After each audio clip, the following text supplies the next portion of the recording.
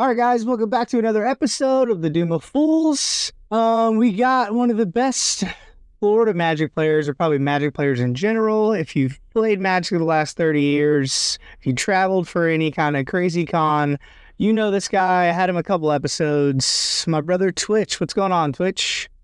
Nothing much. Just about to hop in this. You give me a lot more credit than I deserve. I'm not even close to the top player in Florida or anywhere else. I just mean overall, but yeah, I know if y'all ever play with Twitch, you know that in politics, he's like, I'm not doing nothing. Clock of Omens win. So this is the perfect deck for you. So today it's gonna be a Magda, maybe Magda deck tech. I really think Twitch is good. He's played this stupid mono red Magda girl for what, 2-3 years now, Twitch? Maybe a little longer. I started playing it pretty much after the card was released. It was played in a standard deck, and that got me interested in it real quick. Okay. So I know, obviously, the last episode, you've only Magic for 30 years. So what got you into Magda? Like, you just love mono red, or is it just something totally different than the other CDH deck? Red is probably my least favorite color in Magic. Okay, all right. I saw the power level of this card really early because it has so many lines of text on it, so you can go every which direction. The reason I started playing Magda in the first place was just it didn't make any sense to not. Like, you was either play Magda or Winota because there's no card that did that many different things. Yeah, I think it's the only card that has 3 different abilities: a static ability, an activated ability, and a triggered ability. Oh, and it's a 2-mana commander. Like, I've played back in the day, just the 1-mana 2/2 white guy, like, and that did a bunch of justice for me. It's Isamaru, and I know just having a Grizzly Bear commander is something to give you win rate routes that a lot of other decks wouldn't have because they're trying to do a lot more than you're trying to do. And you played Magic so much, you can sniff out, oh, this looks pretty good. But like, you first look at Magda and you're like, this ain't nothing. And then people like you go, nope, I'm going to break this.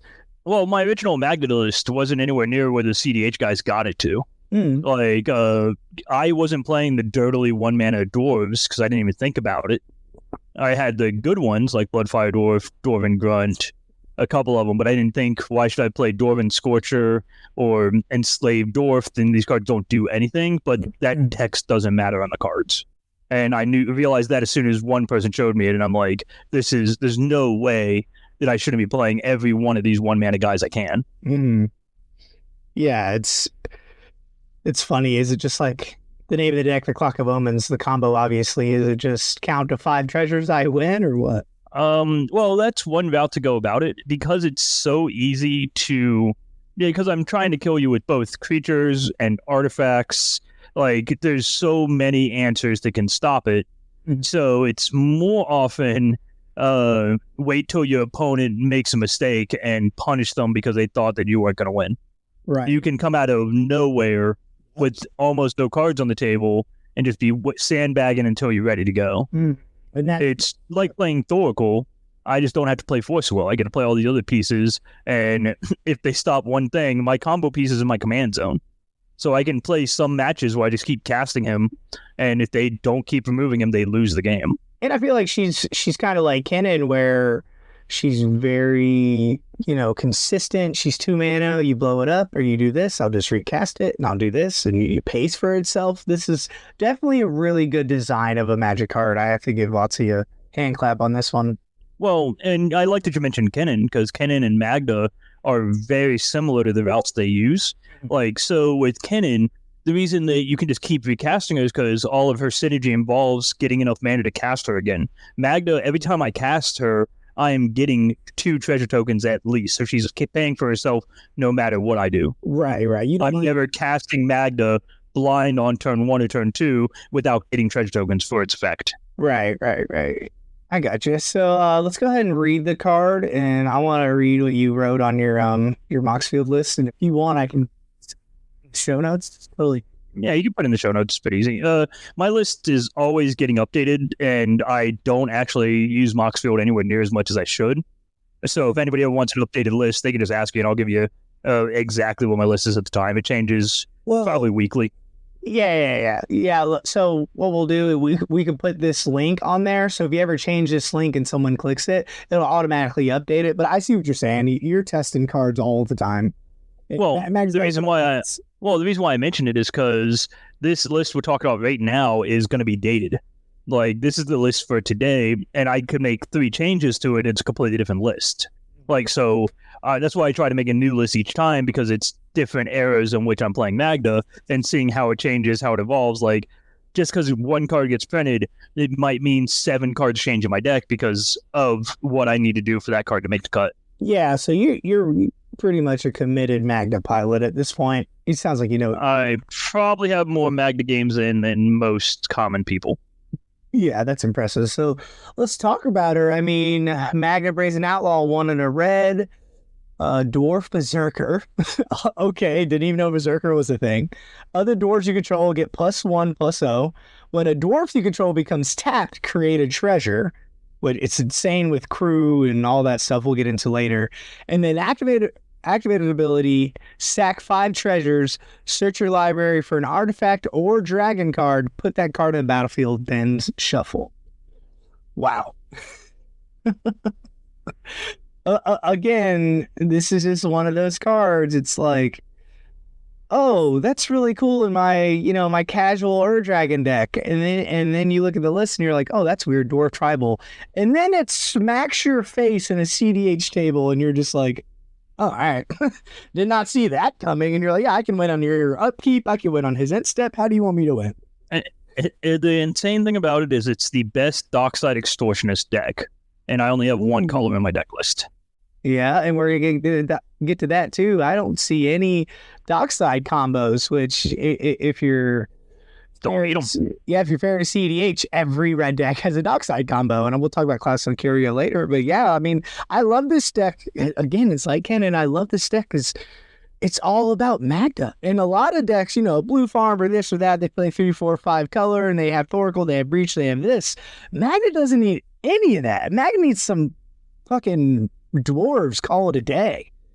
So let's get into it. I want to read what you wrote about the deck, and if anybody, doesn't know what Magda does or the deck does, your summary will probably, finish that, and then I'd love to talk about how the deck plays and stuff like that. Well, and that summary wasn't mine. That was copy-pasted from the guys on the primer. Oh. I use a lot of resources that involve... there's so many resources out there for Magda list. There's 3 different Discords. The primers are awesome. Mm-hmm. There's so much information that one person can't get it all. Bridging both strong artifact and creature synergies, Magda Brazen Outlaw offers a bridge between some of Red's most powerful effects, a powerful engine for mana ramp, card consistency, and combo potential. Magda's model treasure production engine fuels these aspects and is achieved through various means such as attacking your opponents, crewing vehicles, that's a big one, activating abilities, and or convoke. Alongside Red's affinity for treasure and artifact synergies already, we can leverage Magda's treasure production in uniquely consistent and powerful ways.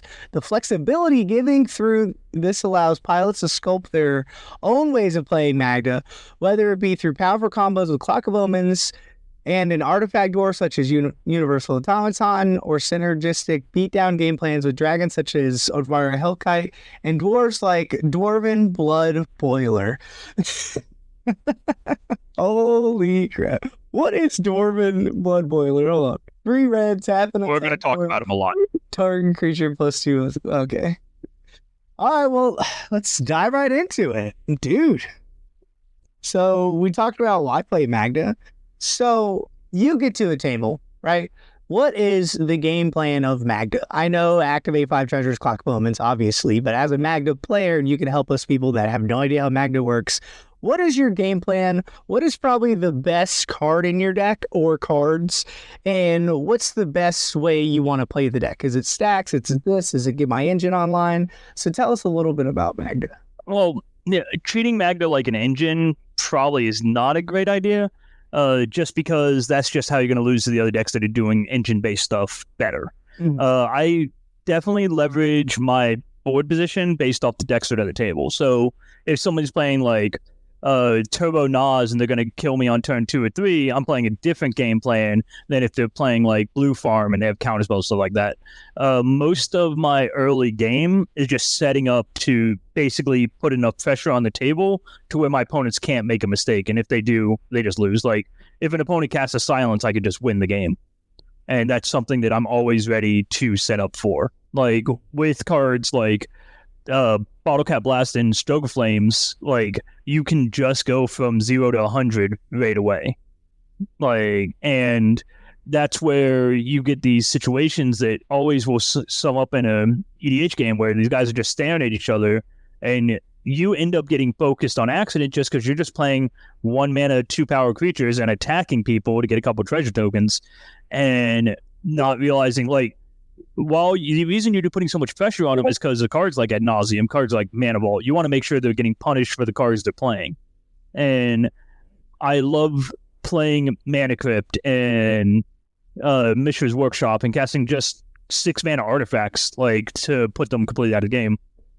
Like, you have cards that are detrimental, like Tangle Wire. If you play it at the wrong time, you're going to lose your table of the game, because people just aren't ready to tap down their stuff. And if the guy's playing Turbo Nas or something and the only counterspells the guy had were Flusterstorm, well, he should have played his lands correctly and you just beat him on accident. Mm-hmm. Or like... Same thing with playing Magus of the Moon and Blood Moon. You can lock somebody out of the game that you needed to be a part of the game, which is very dangerous when you're playing a deck like this. Right, so you need to know when to do that. Yeah, because all these like Blue Farm and 5-color Sisay decks, you cast a Blood Moon, they're out of the game. They're just... And sometimes that's the plan. You're just like, I want to remove this person from the table, he's going to be a problem. Right, or like you said, yeah, don't do it if you need their help interacting with the Roxai or something. Yeah, you could just blow them out. Like, it's so easy for this deck to play one or two cards, and your opponent doesn't get to cast spells for the rest of the game. Like, see Tangle Wire and Godfarer's Statue. Yeah, well, I've seen you do a lot of times. You'll just pass with 5 treasures up, and you'll wait for the right moment, and you'll be like, all right, I'll activate it. I'll get a Godfarer's Statue. Okay, cool. Thanks for playing the game, guys. I'm going to untap and do this or do that or get clock and then win. Yeah, it's because if I go for clock or something... Every time you go for clock, that gives your opponent 2 different ways to stop you. And I don't want to be a part of that. I'd much rather it be a safer situation. So I'll set up a stack piece before going for clock, unless I can just read the opponents. Like I said, my opponent casts silence, I'm just going to go for clock and kill him. Okay. I can kill through silence with several pieces of the combo without having to cast another spell. I don't have to cast any spells to kill somebody. Right, and that's Sisay's the second best deck in the format because of that. Okay, I'm just going to activate and just win. A lot of times it's in speed, and that's what you can do. And you're like, oh, okay, silence resolves, I'm cool. Anything they do, you'll just respond and win on top. Or do something where they're just done interacting, and their turn just stops. Like, okay, I'll flash in this Trinisphere. It's like, what? Or, sack 5 treasures, search for Vexing Bauble isn't a bad thing. Oh, that card's... That's my new favorite card. That card is so insane. Well, and we're in a weird spot to where... it's just like silence. Like, if my opponent taps out and passes to me and I sack to go for Vexing Bauble, I now get to just win the game on my turn and they're not going to do anything about it. Mm-hmm. Yeah, that card single-handedly won me 2 games in a tournament I was in. I was against Roxai. He countered it. I got an Noxious Rival back and I played it and he tried to counter it and we won, and then he just lost because Vexing Bauble. And then on a later game, it was someone had a Force of Will, but I had a Vexing Bauble out. It was just a silence. It's Vexing Bauble also is another enabler for the infinite. Is it? It's because it just draws your card, and you can loop it into your deck. Yeah, I was gonna talk about all the ways Magda wins later. Jeez, there's just so many. There's so many different. But I want to go ahead and talk about individual stuff that you normally don't see. Because I know Cam with Play to Win, he was really big on Magda about a year ago, and it got really popular. But then people stopped playing because they didn't win. And then we're like, whoa, Magda's insane. Y'all just don't know how to play the deck. And that's why I like with today is someone like you that's seasoned be like, hey, you're not winning because of this. You're like, I feel like Magda's probably the best tempo deck, right? It's up there. Like, the biggest problem is we get Deflecting Swan instead of Fierce Guardianship. Like, besides that, though, you have so many pieces. When I was playing the Burn Heavy one, I felt like it was a lot more tempo because it's weird how Burn evolves in the CDH format, to where sometimes it's nigh unplayable and other times you just set yourself up for victory because you had a Lightning Bolt in your deck. Yeah, no, and that's like, especially with all the Orcish Bowmasters and everything floating around, like there's a lot to be said about just having random spells that can kill your opponent's cards. Right, I noticed you're not on Lightning Bolt, but you are on Bottle Cat Blast, you're on Stoke the Flames, so there's Justice, you're on like cards like that. They probably can serve other purposes than just, let me kill the Drannith or kill the Oppo or whatever stopping you, right? Well, the Bottle Cat Blast Stoke the Flame, besides being enablers for Magda through Curse Totem, also gets you to be able to kill cards like Limbala, which are an actual problem. I get to kill Limbala and kill them at the same time. Oh, I see. So you can use a Convoke or an Improvise to be like, okay, I'm going to tap my dwarves to pay for this, and then Magda triggers. Yeah, I generate treasure tokens, yeah. Even if they don't have haste. And I can also set it up to combo through them trying to stop me by having another way to tap my dwarves if they're trying to shut down my artifact or whatever I'm doing. Wow, this is the craziest deck I've seen that has one game plan, and the whole deck is about this game plan, but also it has so many layers to it. It's not just I play no bad cards and I play all the good cards in the format. You could probably tell me a reason for every single card, and every single card has something to do with Magda, something to do with tapping, untapping. It is so crazy to me. Yeah, and when you play against like people with Trader's Grasp and stuff like that, which has moved out of the meta a little bit, like if they know what to go for, they're probably going to lose to you anyways. You just have to go through a different route, but because they think that I'll take his Clock of Omens, now he can't win, that's usually the easiest way to beat them. Okay, so let's talk about that. I know Clock of Omens is the combo piece. Tap 2 untap artifacts you control, untap target artifact. So there are other enablers in the deck that does that? Probably not as efficient, but it still does it for a backup plan. Well, a lot of them involve Maskwood Nexus. It's artifact, right? Yep. 4 mana creature controller, every creature type. The same is true for creature spells you control or creature cards you own that aren't on the battlefield.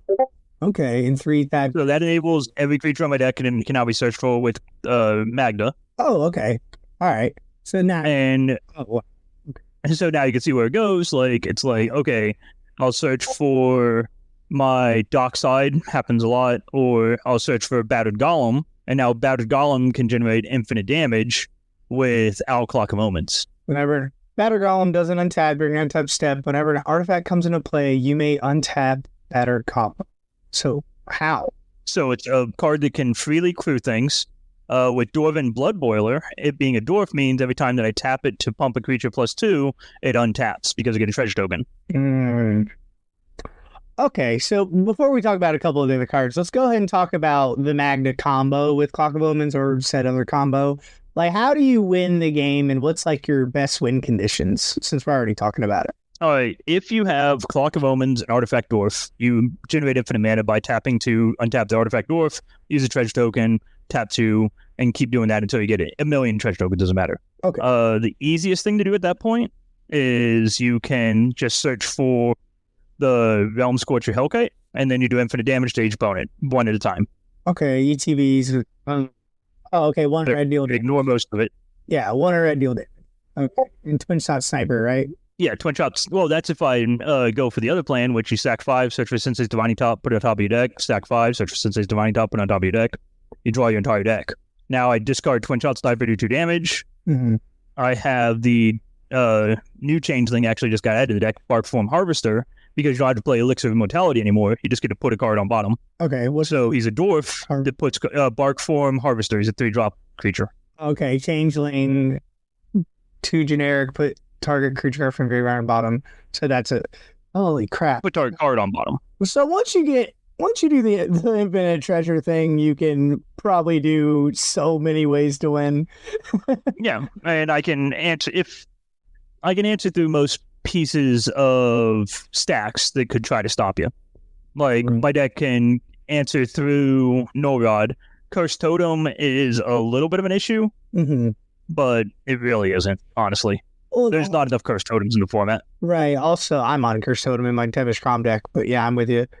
Also, I noticed once you're doing the loop, it's too late to interact, right? Like, yeah, you can't stop me. If I get to loop once, you're not going to stop me. Unless it's like a trick bind, I guess, like one card.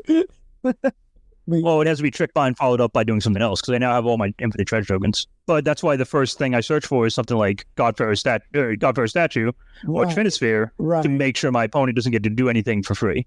Okay, so you'll probably like Godfarer Statue on an end step. Okay, now I'll untap and do the infinite thing. So now, unless I got a really aggressive draw, and I'll actually do it on my main phase. I'll just sack 5 treasures, and they got to answer me if they don't. And I put Godfarer Statue into play afterwards, and they're just like, I guess I can't win because all my answers involved killing Clock of Omens or stopping you from doing Clock of Omens stuff. Okay, so all right, I'm learning a lot. Looking through the list here, how's the new Magda fare in the deck? It's really good because it triggers on each turn. Whenever you commit a crime, create a tap treasure. Once each turn, sack 3 treasures, create a 4/4 dragon with flying and haste, activating the sorcery. Yeah, I don't get it. All right, so Magda the Horde Master. Yep. It's when you commit a crime, you get a treasure token. It's a tap treasure token, which you'd think would be relevant, but it really isn't because you only get 1 at a time. So if I play her, I'll usually have 2 or 3 activations on my opponent's turns to get me enough treasures so that if I play the Magda, I just kill them. That's why I'm playing cards like Erebos. It's synergetic with Soul Guide Lantern. It's synergetic with Liquid Metal Coating and Liquid Metal Torque. Stoke the Flames, Bottle Cap Blast, all of them are just the regular things to target, Pyroblast. So many layers. So that generates just this. You want to find a lot of times your entire game plan is how do I get to 5 treasures without casting Magda, so that if I cast Magda, my opponent has to have an answer. Okay, it's just not turn 1 Dwarf, turn 2 Magda, make 3 treasures. Which is what it is a lot of times if you can. But people are so ready for that plan that you don't want to look like because how many times have you seen like a Magda get Force of Willed or Pongified or whatever on turn 1, turn 2, because there's just nothing happening in CDH on those turns. Yeah, not really. Everybody's just ready to get ready to stop somebody from doing something, and you just end up becoming that target. Yeah, well, so instead you're just like, how do I sneak in? How do I not make myself a big deal? Right. Well, I notice exactly that's the best way to play. I notice a lot of people are greedy. They're going to play a Mystic Remora turn 1 on the play with no backup plan, or they're just going to do their things and feed a dockside. With Magda can just chill and pick when Magda wants to do its thing, right? Oh, and Mystic Remora and Mystic Study both are great examples of why I'm not playing cards like Lotus Petal, Mox Opal, and stuff like that. I don't want to pay mana for those rocks and then get rid of them and just lose all tempo and existence. That's why I do like Simian Spirit Guide and I don't like Lotus Petal. Because first off, it's in my hand. You can't stop it. Like, obviously, Curse Totem could stop it, but that doesn't matter. It's mana ability. I don't think... No, Curse Totem stops mana abilities. Yeah, you can't. But it gets around cards that people think that they're so tricky with. Spell Pierce is a great example of that. A poorly done Flusterstorm. Or I just get to cast Pyroblast from my hand, Force of Will style. Right. So pretty much what you're saying, because I was going to bring that up. I think Mox Opal is probably the biggest card I've seen that's not on this list, but I get what you're saying. This deck doesn't want to cast any spells. If I'm casting a spell, it's a dwarf or a mana crypt or like something went wrong, right? That's why, because you're on mana crypt, right? But you're not on Mox Opal, but Mox Opal can be offline until you're doing your thing. So I don't want that it up to give my opponent's Dockside Extortion as just free ammo. Like unless I'm winning, you're getting 2 to 3 treasures off me at most. You notice I'm not playing the artifact red land, even though I have Goblin Welder and Goblin Engineer. But it's not worth that sacrifice. What I've noticed too is, okay, I have 6 treasures. You cast your Dockside, I'll just activate it now, or I'll float them. Whatever. Yeah, and unlike me having to put 2 artifacts into play and my Mox, you get it's just not something I want to set my opponent up for. Okay. You could get me on the other Mox Amber, but Mox Opal is so far down the line of cards I'd be adding to this deck. All right. So is the list tight? It's really hard to add a card? It's not hard. But it's like a house of cards. You can't just cut a card. There's so many intricacies. If I cut Magda the Horde Master, I'm cutting 10 cards from my deck and rearranging it completely. If I'm sure, I could cut High Speed Hover Bike or Flywheel Racer for a different vehicle, but I think these are the best ones in that current spot right now. Yeah, I don't see any, besides Fable and Power Balance, I don't see any card that's just a flex slot, right? And I think Fable is just really important. Is it? Like, Power Balance... Mm-hmm. I'm sorry, what was that? The Fable, this is just the only deck I've seen in CDH Fable, and like I just think it's crazy. But I mean, if it works, I've never played it. It generates treasure tokens. Yeah, card draw. I got you. The other side's not too non-relevant. What is it? Oh, Kiki. Okay. Yeah. The Power Balance top could be cut pretty easily, but right now, the more the meta's curve changes, the better the Power Balance top works for me. But there's going to be diminishing returns. Like, it's not going to take much of a meta shift for the card to just be junk tossed in the pile. But I want to play a couple hundred games with it before I make that decision. Right. Okay. But yeah, there's not like there's other lists that you'll see that's like playing a card I'm not playing. Like, Yuvara Hellkite is one of the first cards I cut from the deck, and I've cut it every time that someone's been like, no, this should be in the list, because it's just not that strong. If I'm going that plan, I'm the worst aggro deck in the format. What is Yuvara Hellkite? It's a 5/5 dragon. Whenever you attack with a dragon, you get a dragon. Oh, okay. It's just not needed. Yeah.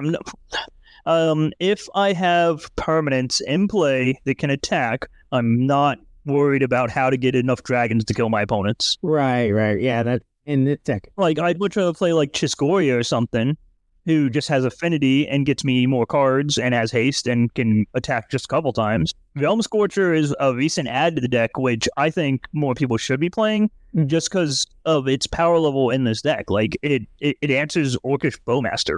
That should be enough. Yep, and I think Orcish Bowmaster right now is like the number one most bannable card, but that's just another pod. But my deck is like just adjusted to Bowmaster. Like, you expect that card.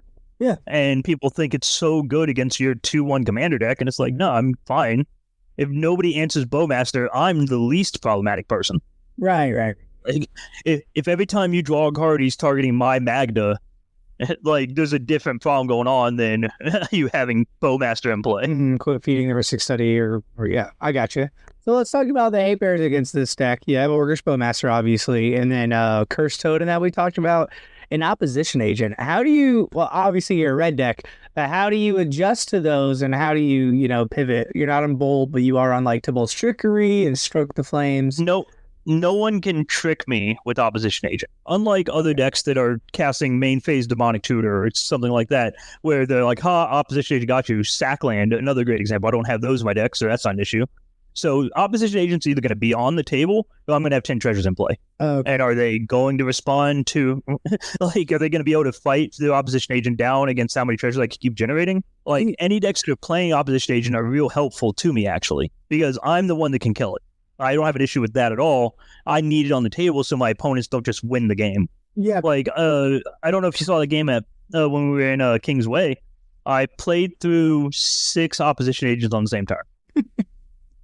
No, you told me about it. The game I saw is Kennen got a Void Winnower, and then you scope and stealed Void Winnower and then copied it. I thought that was so good. It makes me want to sleep on Magda. No, there's a lot of reasons to sleep with Magda. You liquid metal torqued Void Winnower, and then you're like, all right, does that resolve? Cool. Scoping steal? Sweet. Now I'm going to win. And Kennen's like, what? And there's like those small synergies that people don't understand. Like, I'm not playing Artifact Removal anymore, but I have 3 ways to make my opponent's cards into artifacts. Like, so there's just so many things I can do. I can, like, that's an artifact. I'll weld that out. You get back to your Chrome Box.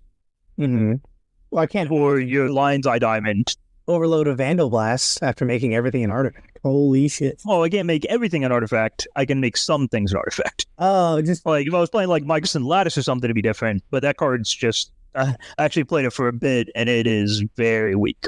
Oh, okay. You're on Gardens. Yeah, I want to talk about your land base later too. Oh, this looks like a colorless Kozilek deck. Your lands have. You mean my mono red mana base? Yeah, God, it's so good. I mean, I personally don't like Urza Saga in a Blood Moon deck because the Urza Saga's got to get sacrificed. But in this deck, it's like, all right, I'll throw my Sensei out there. This is if I play Blood Moon, I don't care what happens to my lands. Right. Yeah, that's the least of your worry. Dude, this deck, I'm just geeking over this deck, dude. This list is so insane. Again, I'm going to have this link down. Like Soul Guide Lantern. Who would have thunk? It triggers off of crime. Yeah, enters the battlefield, exile target card from our graveyard, committing a crime. Sack it, exile each opponent's graveyard, go ahead and try to breach, and then one sack, draw a card. Like Vexing Bauble, like it's an outlet too, right? Yep, it's I can do infinite draw cards with Soul Guide Lantern as well. If I'm already, but once again, a lot of these combos involve, all right, I've already won the game. That's why I'm not worried if somebody lets me combo off, there's no chance I'm losing. There's not a line they could come up with that's better than the line I have. Is that why the redundancy is so high? Yeah, it's because I can just, like, except for drawing Clock of Omens or searching for Clock of Omens, my decks has, like, every card in the deck is good without the other cards in the deck. Like, I don't want to draw a card that's weak because I didn't draw my other combo piece. I want to have this card synergetic with this card with this card. Okay, so the deck makes up for, I'm not playing the best cards in the format, but it makes up for synergy. Yeah, every hand, like, I can mulligan to 5 easily because every card in my deck is good. So there's not a card that does not belong in this list, not a card that's filler. There's not a 7-drop that I'm, like, worried about. Obviously, I have a 9-drop in my deck. Oh, yeah. But we haven't talked about that bad boy. Portal to Phyrexia. God, that stupid card. I had a Malcolm Dargo deck, and I was setting up for the win. I was going to do the Glenhorn thing, and then you just activate instant speed, portal, and I was like, all right, I'm out of the game. And that's what happens a lot. Like, always search for Torpor Orb in response to the Thassa's Oracle. Yeah, I guess you don't care about Torpor Orb, just Dockside, right? But again, it's the best Dockside deck, but you're not mulling for Dockside. No. Your whole deck, you have 7 Docksides with Dwarves. Well, and there's a list that played the Goblin Matron and stuff like that just to guarantee you get Dockside every game. Mm-hmm. And all those seem, if you already had an answer to what I was doing, it just makes it where I don't get to do anything tricky. You see what's coming. All right. I'm probably not going to get my Dockside to resolve. Is that why you're not playing Cloudstone? Because you just don't need another combo, right? Like, yeah. Like, well, I could play Cloudstone, and I have, like, a couple of cool, like, if I draw, like, 1-mana Dwarf and Magda plus Dwarven Bloodboiler, that's an infinite combo. Mm-hmm. But if I draw Cloudstone, I'm just not doing much with most of my deck. Like, Cloudstone's not triggering off 90 cards out of my 100. Okay, just the one. Yeah, like, I really have Magda, and if I'm have Magda in play and Dwarves in play, I'm not like, oh man, I need a way to go infinite here. Okay. Cloudstone Curio is too easy to stop of me just casting for 3 mana. And also, the downside of Cloudstone is it does the exact opposite. What Mag's good at is it's casting infinite spells, infinite storm, and now all my opponents have every chance to interact, and you don't want that, right? Yeah, but I'm also been in a world where I definitely want Cloudstone in the deck, but not in the current meta because it's like adding 3 mana artifacts to your deck is not going to help you win your games. Mm-hmm. Is that just something in the future you might reconsider, or right now you're like, nah? Oh yeah, it's synergistic in the deck though with the Dwarves and Dockside. Like you have 28 creatures. Most of them can bounce Dockside with Cloudstone. Yeah, and also it's synergetic with some other pieces, but like if I'm playing Magus of the Moon, Blood Moon, and I just cast Cloudstone Curio, I'm just doing like this, just flooding my deck with higher curve of cards that aren't actually winning me the game. Okay. If I cast Cloudstone Dockside, I win. If I cast Dockside, I win. Okay. All right. Yeah, I think in that Dockside Cloudstone, I think you need the treasure count to be 5 or 6. I think 6 to start it. So yeah, if your Dockside's for 5, you're winning anyways, right? Yeah. Okay. If I Dockside for 3, I'm winning. Yeah, I guess in this deck. Oh, I thought Dockside was a dwarf. Oh man, that'd have been insane. Goblin Pirate. Oh. All right, so it's already been 40 minutes. Wow. Magda. All right, well, let's dive in. So we talked about the win condition. Is this deck for beginners, and how much fun is it? It seems like a blast if you know what you're doing. The only thing I don't recommend this deck for beginners is there's a lot of small interactions that a beginner player wouldn't notice. Magda as a commander, I do recommend. But grabbing like the number one CDH deck list from Magda, a new player is going to struggle so much, and that you'd much rather just build it from the ground up. Okay. Like the biggest thing is you want to have those 1-mana dwarves in your deck, and you want to have a payoff. And everything else, if you're getting into CDH, you can learn as you're going. Like you're like, okay, I love having this card in my deck. Oh, clown card, this card's insane. Like, and I would avoid copy pasting off the primer if you're getting into CDH as a new player, anyways. Let alone choosing Magda as the one. Like, it's not as easy as it looks, but it is. Like, the deck is bare bones, does the same thing every single time. Right. And if you're trying to get into CDH, that's not what you want. You don't want to have all your games being, I got to 5 treasures, I sacked, I go in for Clock of Omens. They close and grip my Clock of Omens. Can I actually win the game here? I guess I concede, I'm out of here. And that's not how Magda plays. Okay. It is very beginner accessible, and like my list is playing 5 mountains. You shouldn't play 5 mountains. Right. Like go to a thumb, just don't play 5 basic lands in your first CDH deck and you'll be fine. Well, too, also, I wouldn't tell anybody to use your list unless they know how to play Magda. The layers of this deck, you got Zorn, Professional Facebreaker, Goblin Engineer, Goblin Welder, all these are just layers of... Well, just look how deep the Pinnacle Monk combo is. Pinnacle Monk. I was going to talk about all the new stuff you got. The Pinnacle Monk and the Sundering Eruption. Dude. Both of which are very synergetic in my deck. Yeah, and also, they're mountains. Well, Pinnacle Monk's one of the infinite combos as well. Right. Also, it's a mountain. It's a mountain infinite combo. That's insane. And why they do Sundering Eruption makes all my creatures unblockable. Okay. Which is relevant when I'm attacking to get treasure tokens. Okay. And I mean, let's talk about your land base for a minute, dude. Talon Gates, that's a new CDH staple. You have Holdout, Settlement, Survivor's Encampment.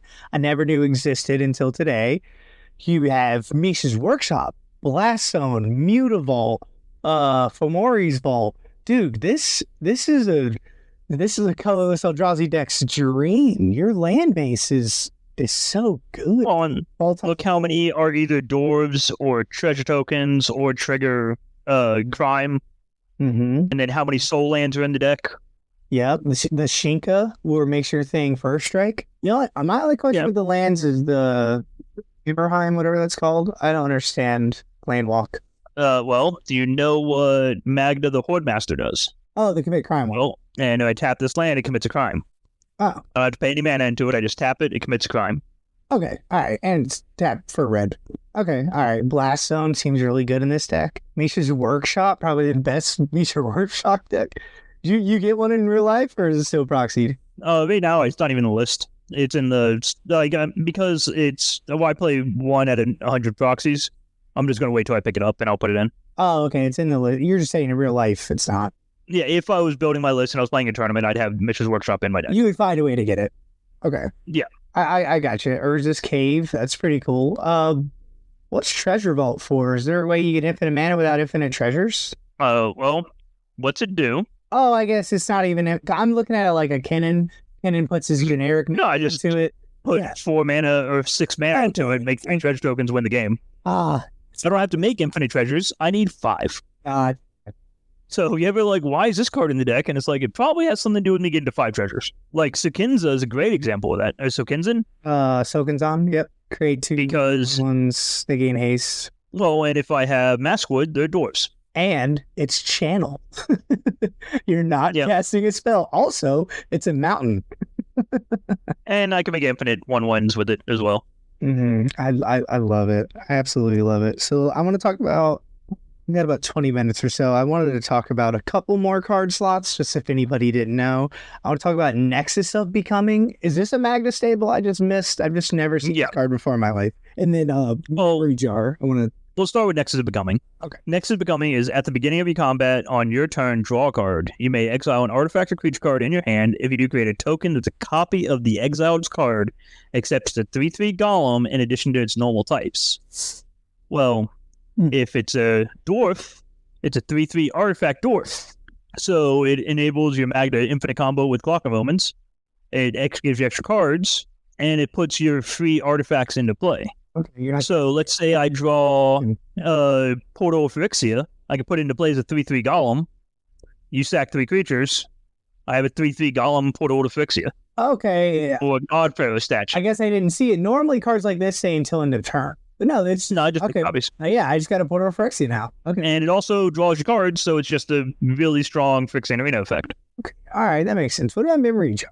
I believe we said off air it was a combo piece as well, not just a... Yeah, it's a combo piece. I don't play Wheel of Fortune because it's on artifact for one. This one, I can search for it, sack it, we set our hands aside, draw 7. I can put it on bottom, search for it again, and you keep RFG in your hand. So instead of any of these pieces being like 2-card combos, a way to stop me in between the pieces, I can actually have you deck yourself before me, and everybody loses at the same time if I have to kill them with draw card. Let's say Angel's Grace is on the table. Like, they just cast Angel's Grace, so I now can't infinite them that way. This is a situation where I would Memory Jar them all the way out. Yeah, you're not targeting, right? Your Memory Jar. Not targeting anybody. Sack it. Each player sets aside his or her hand face down and draws 7 cards. At end of turn, each player discards his or her hand and returns to his or her hand each card he's... Okay, set aside this way. All right, and then end of turn, I believe, that's not beginning of end step. End of turn is cleanup, right? Yeah. Remind about Errated, that's an older card. But even then, they have their entire hand, and I have a Memory Jar still that I search for, and on your upkeep, I'm like, sack Memory Jar. All right, you lose the game. I love that. Oh, I love that. One more card I wanted to talk about, and then I wanted to get into like the mulligans and the playtest hands and stuff. Why not Academy Manufacturer? You just don't need it? It's that same, if I have it in play and I'm activating it, I've already won. Like, Manufacturer's been in the list a bunch of different times. Okay. But I never have it in the same list when I'm playing the double Blood Moon. Oh, just because that's one of the spots that is easily replaced by double Blood Moon. Gotcha. And you're on Zorn, right? And the Zorn is just way better. Oh, they're both good. Like, Academy Manufacturer is another infinite combo you can get to generate with Clock of Omens. But without Clock of Omens, it doesn't do anything. Right, and that's another. So that's why I brought it. Yeah. So that's one that if I have Clock of Omens, I'm winning the game. I don't care how I'm winning the game. It's not like, oh no, now I can't gain infinite life. Who really cares? Right. Okay. What about Roaming Throne? How does that fare in the deck? Well, it doubles my Magda trigger and activate ability. So that's pretty relevant. On top of that, if I have Maskwood Nexus in play, or I name Monk with it, I can now cast every spell in my deck infinitely with Pinnacle Monk. Because Pinnacle Monk triggers twice, I get Zoryo's Justice, and any other instant of sorcery. And I cast it, I shuffle it in, it draws me Pinnacle Monk again, I return both to my hand because I have 2 triggers. Pinnacle Monks, it's the NBFC land, I believe, from Modern Horizons 3. ETBs return target instant or sorcery from graveyard to your hand. Wow, and that's a land spot. That's a mountain. And because it triggers twice, thanks to Maskwood Nexus, it gets you to cast... Maskwood Nexus is why. Oh, okay, I see. Sorry. And the other stuff that is relevant is that Roaming Throne is an artifact dwarf. Once again, that's the entire reason we're doing it. And if you choose creature type, Roaming Throne is... Oh, okay. I have it in my Gyruda deck. It's a Demon Kraken in that deck. It's really good. Yeah. Okay, all right, so the list is insane. Okay, all right, and you Mirror the Forebears, it's just another Magda staple. Yeah. Yeah, it's a way to get around someone locking it down your Magda with that guy's activated abilities don't work, or they Gilded Drake did or something, as well as it's an artifact dwarf creature. And I see it's like every set, the Cowboy set, Grain Train Heist. What? This is just it's a spree card. You pay 3 extra mana. You untap all creatures. You get another combat. Oh, thanks. I get to untap all my dwarves. And it does other things. Creatures get +1/+0. Stuff like that. Create a tap treasure token. I don't even know why it says that card. It says that. Because if you untap all your dwarves, you want to make more treasure tokens. Yep. So Mag is just getting better. It's going up instead of down. Right now in the meta. Yeah, we're not getting dwarves. We're getting other cards.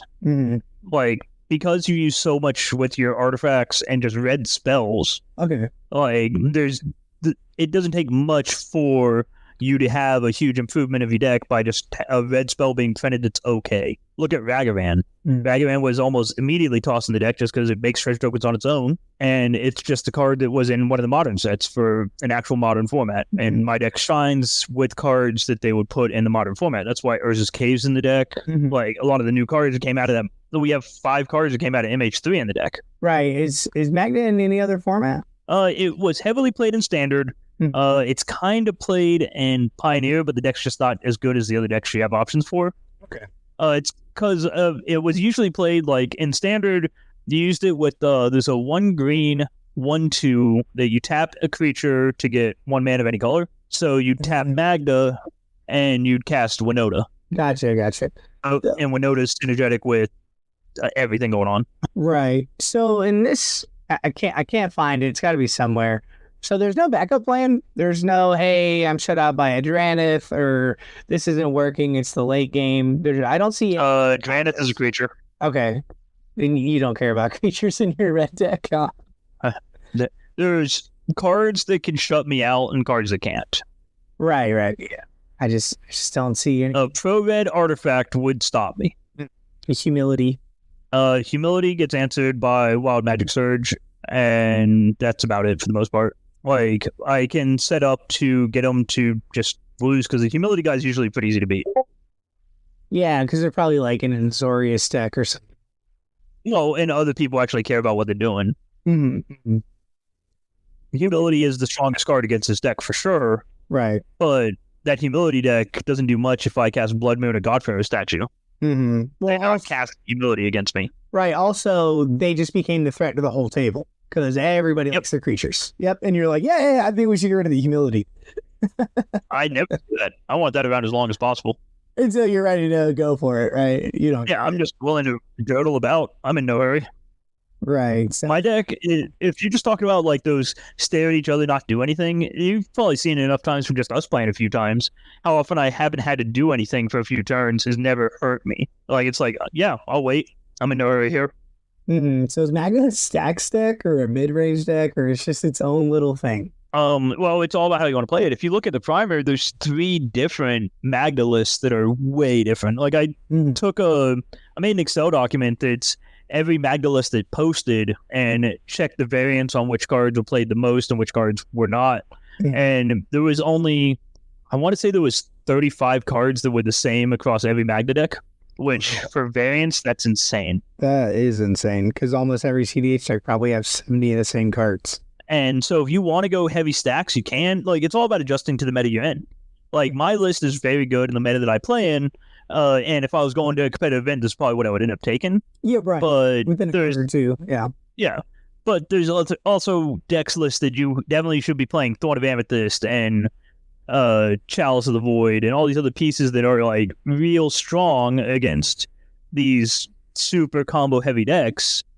But I don't want to cast my Sphere Resistance and have my opponent next to my opponent win the game. Right. Like, so I try to... that's why if you notice the stack pieces I'm running, like, sure, they are blowout pieces, but I don't want to, like, have so many ways to make sure a guy can't play Magic, because at the worst thing that I can have happen at a 4-man pod with Magda is that the counterspell guy doesn't understand that there's problems at the table. Like, and him just letting somebody else win. Right. I noticed Rending Volley, Pyrokinesis, you're out on stuff like that. You probably still need it, right? Rending Volley was in the deck for a long time. Pyrokinesis and Fury both were in the list at a different point as well. Okay. That's just meta dependent. I like Rending Volley a ton. It was Rending Volley and Pyrokinesis that I cut for Power Balance and Sensei's Dividing Top. Oh, okay. But I think that as long as I have Bottle Cap Blast, Stoke the Flames, and that stuff, Pyrokinesis is okay. There's not too many creatures I'm really worried about. There's one. Yeah, and like you said, there's not a lot of red cards you're just pitching away because this deck has so many layers. Yeah, maybe a Dwarf if I have to, but Pyrokinesis, you don't want to 2-for-1 yourself. Yeah, I'm casting I'm 2-for-1ing myself, and I'm casting it for 6. I'm not playing Lightning Bolt. Like, Pyrokinesis is pretty far down the list of cards that I would be tossing in this deck. Okay. Yeah, we didn't even talk about Curse Mirror. Tell me that's not a house in this deck, dude. Curse Mirror is a house in general. Like, people don't respect Curse Mirror enough. Dude, I would rather play Curse Mirror than want to like a 4-mana clone. Like, it's almost as good as Phyrexian Metamorph. It's probably honestly better than Phyrexian Metamorph. Well, it's only like one turn, so if it's not like a... Well, but that's great. Yeah, I guess you're right, yeah. Like, then it becomes a mana rock, which I like way more than a dumb creature. And you can activate Magda and get Curse Mirror. Yeah. Oh, it's so good. Right now in the meta, it's all about like Born Upon a Wind's a really card you may cast stuff as Flash Speed. There's like Emergent Zone decks, the Crop Rotation decks. Flash is like a thing right now. So I believe Magda's probably the best it's ever been in this meta. It's perfect and it keeps getting tools. What'd you say? 5-6 cards from MH3? Thanks, Watsy. Well, it also, I talked about it before we started the call. Jeskai Will is probably getting cut from the deck because it's just not that powerful in Magda. Wow. And it's a mono red like staple. Right. It's insane. But what does it do? Well, I mean, the red mana, but yeah, I see. Just the red mana. Like, if I'm spending 3 red mana, what am I possibly getting out of this in my deck? Is it helping me ramp into my Godfrey statue? Right. Well, it's normally like 3 for 5 or 6 to exile a couple of cards, but in Magda, what if you exile the wrong card at the wrong time, right? And you don't want any downfall cards. Well, or like, what cards could I want? What am I searching for? I want my opponent to see face up. Like, it's easy, like, because the combos are like, sure, they're not as linear as people see, but if you're at a table with some very proficient players, they'll solve, oh, this is what we have to stop here. Oh, put that land in the graveyard or whatever. Like, and I just don't, like, I think Jeskai Will is one of the stronger cards in EDH, but I just don't think that Magda needs it. Like, it's definitely on that chopping block because we just have better cards. Yeah, the game's gotten better. Right, I have a Rograk deck, or like Karkashima, like an Adnal's Karkashima. Yeah. But also what you're doing with it. You're getting like a ton of stuff going on, whereas all I'm doing is casting some dirtily cards that I could have just waited and drawn or whatever. Okay, I get you. And I mean but it's still in the deck list. It's not like it's cut right now, but it's definitely it's probably in the bottom 5 of the deck right now. Really? So what would be the bottom 5, you think? Jessica's probably Power Balance, Sensei's Dividing Top. Yeah. Probably Jeskai Will is definitely 3. Molten Duplication I like a lot, but it could also be real close to that block. And then the 2 Blood Moons. Okay, I did see Molten, and I didn't see a Dualcaster Mage, so this is just because you can copy anything and also the artifact part of it. Yeah, it makes it into, yeah. And you're okay. Good. Being able to copy a lot of my pieces is very strong. Like, I don't need to cast my my infinite combo with Heartseeker or whatever. I can't remember the guy's name. Duplication Mage. The Dualcaster Mage, yep. Dualcaster Mage and the other 3-drop. Yep, Heat Shimmer. Like, because if I wanted to go that route, that could be something that I can manipulate into. The biggest issue is Heat Shimmer doesn't do anything for me otherwise, and this card does. Right, and you don't have a lot of tutors. You're not on like Emperor Recruiter or anything. Are you on? You're not on Gamble. Wow, I just noticed that. You don't draw enough extra cards. Like, Gamble's shit. Like, Gamble's a literal gamble in this deck. It's not, I have 6 cards in my hand, choose one. I have 3 cards in my hand. Which one of these do you want? Molten Duplication turns the target that I'm targeting into an artifact as well. So it enables my Clock of Omens combo. Oh yeah, create a token, copy target artifact or creature, except it's an artifact. Okay, all right. So, and before I let you go, I just want to, Magda is okay with just playing Magda cards. Like, you don't have one other combo that doesn't involve Magda, and it seems fine with you because you probably are winning a lot of games, right? Yeah. I have a very high win rate with this deck. If you don't stop me at the table on purpose, and I need 2 of you, I'm going to win. Like, and that's because you have to dedicate such specific resources that aren't, like, when you're playing in a format like CDH with 4 people at the table, the stuff you're trying to stop is nothing like what Magda's doing. So no one's going to happenstance make my deck harder to play. It's the cards that people are playing that are going to make other people's days harder and not even affect me. That's why I get to play cards like Torpor Orb. At one point, I was playing No Rod. Like, these cards don't affect me as much as it affects somebody trying their hardest to do this other thing. Mm-hmm. Yeah, and the pivot plan too, right? You can go... I'm always ready to evolve. Right, you can go with anybody. You're like, oh, okay, blue farms to say Roxai. Okay, cool. Oh, this weird mono white deck, this deck, that deck. In every pod, I don't see this deck or you as a player. I don't see you down at all because people are like, oh, mono red and CDH. No, you're like, yeah, I'm cool. You could be a mid-range deck. You could be a stats deck. If you just have the nuts, you can go for it turn 2, maybe.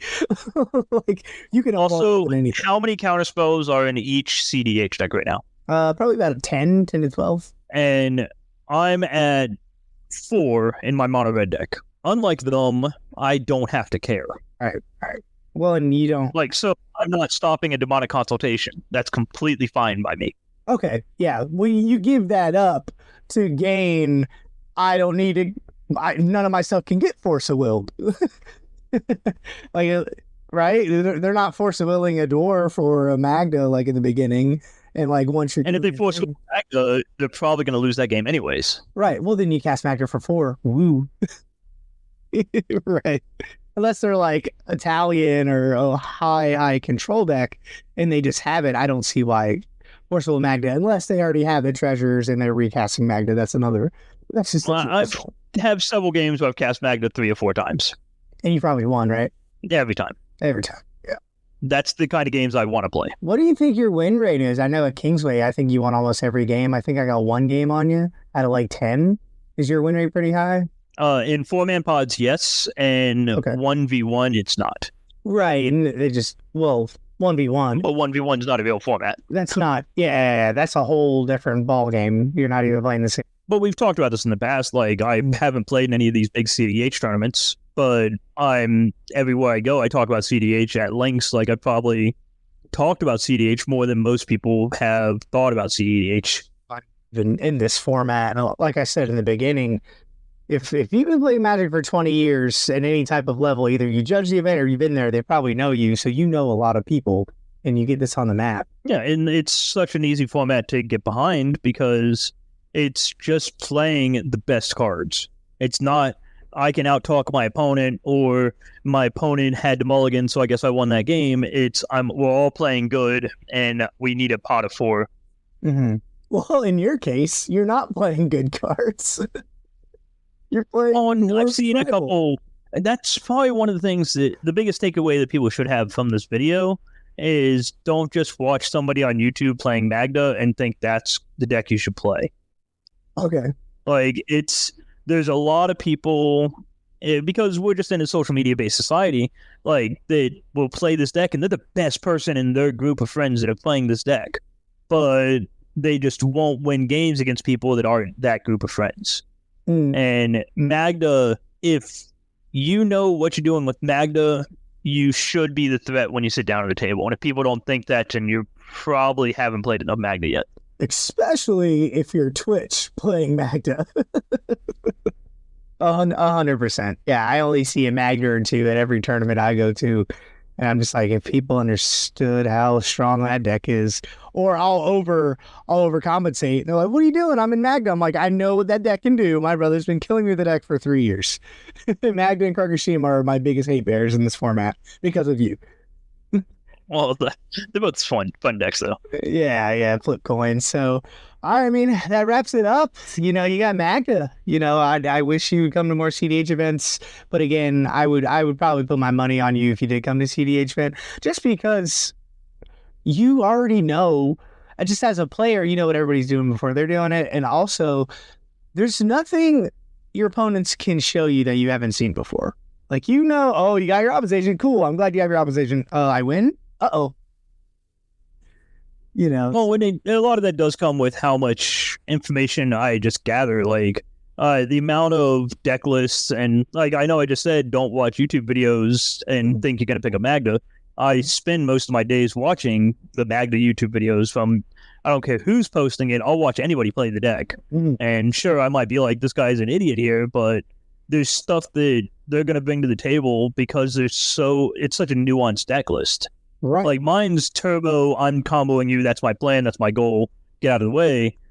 But there's other lists, like if you saw my maybe board Magnetic Galleon, like there's lists that crush with that card because people just aren't ready for it. And there's other pieces that are just great in the format, and there's so much data out there to be talked about. Like there's threads upon threads about whether or not you should be playing 7 dwarves or 6 dwarves, or whether you should have how many vehicles in your deck.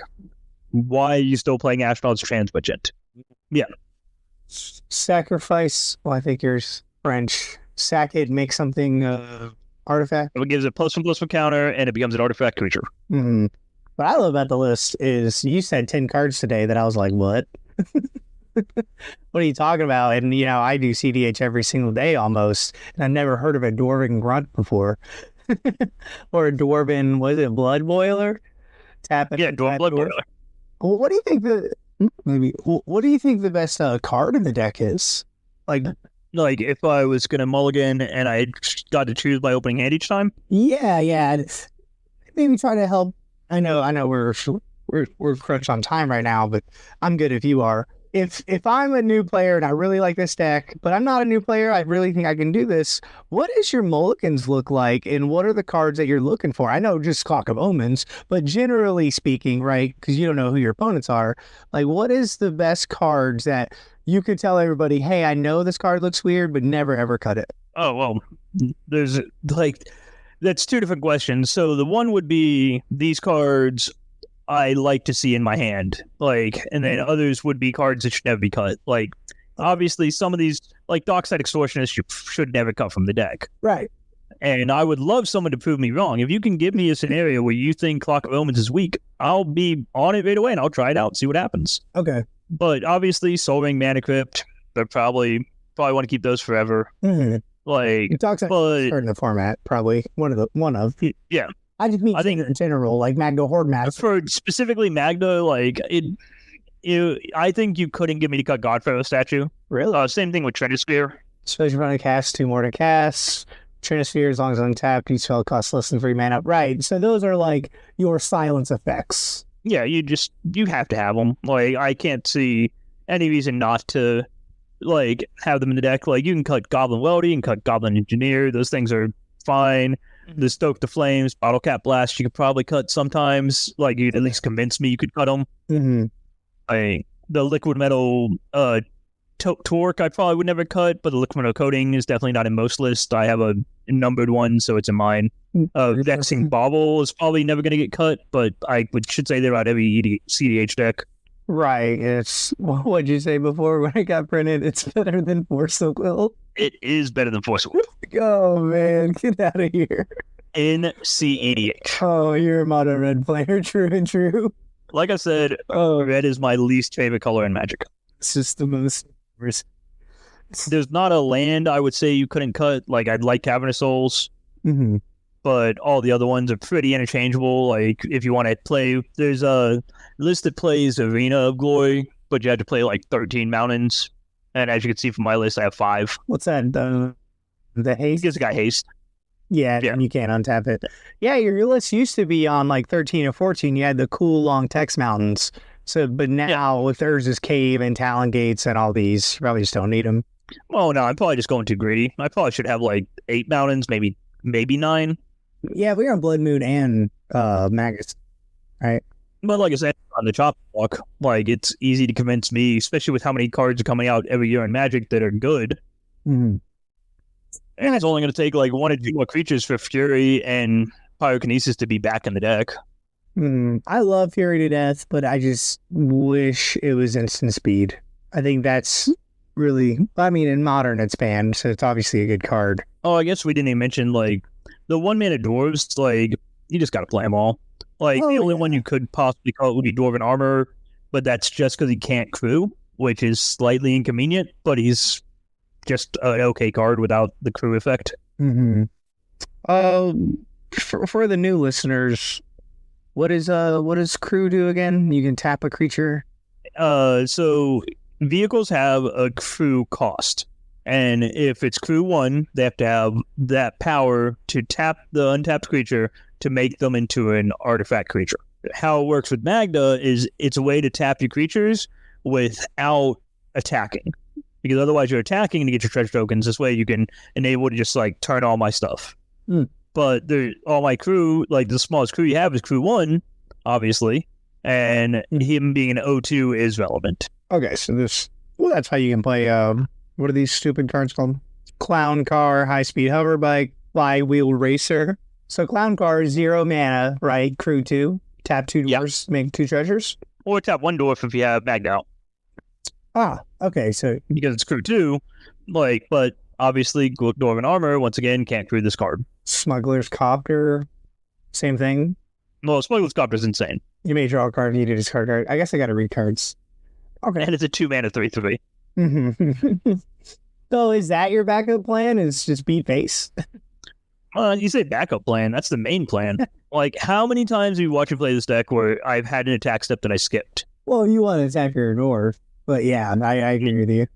I'm always attacking. I don't care if it's a Dockside, if it's a Goblin Engineer, maybe rarely Goblin Loader. I'm attacking my opponents almost every turn of the game. Yeah, don't be bringing that ad nos over here, boy.